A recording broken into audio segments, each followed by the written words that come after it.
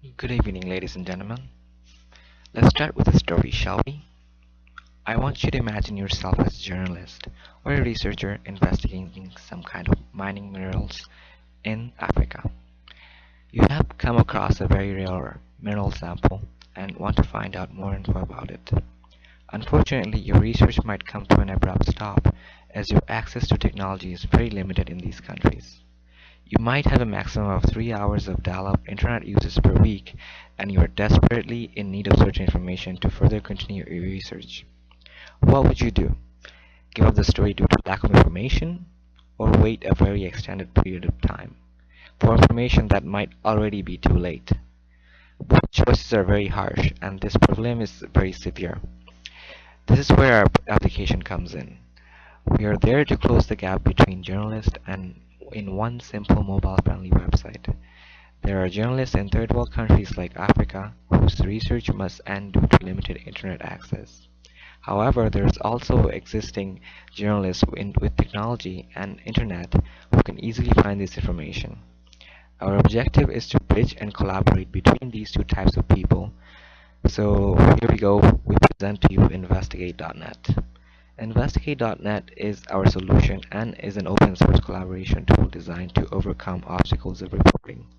We believe Investigate.net will empower journalists to surmount information and communication barriers by fusing accessible technologies like mobile text messaging with non-featured phones, emails, and open web to help them connect and micro-collaborate.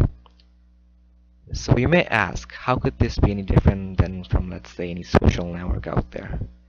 That is a good question, actually.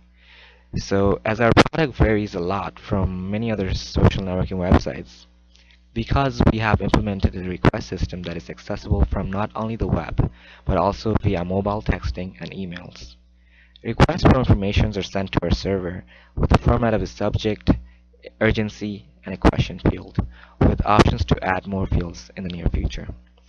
This can also be sent via text message, with the server being able to recognize the phone number and parse the user's request within the system.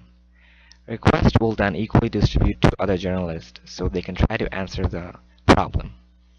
The software's goal is to find users with the right expertise, so not all users can get spammed with the same emails. If we can't find any user to fulfill the request are bounced back to the admin control panel so the admin can take a look at it and redirect it to the proper user base.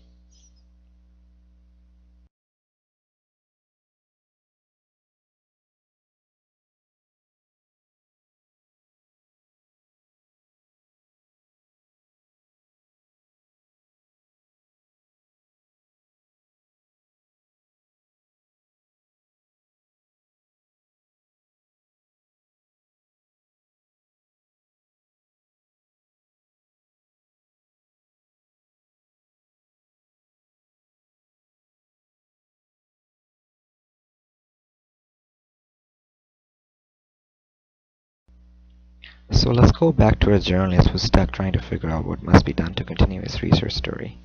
He pulls out his phone, which already has a pre-registered Investigate.net account set up. He then uses a mobile-friendly website or his non-featured phone to ask a request to the Investigate.net server. The server responds back with this text asking for what is the security of the level of the request.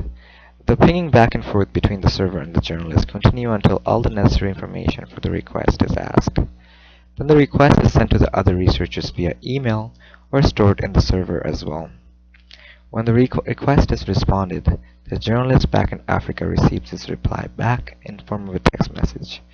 He is now happy with the response and can continue further with the research, and his story can finally be published without any interference whatsoever.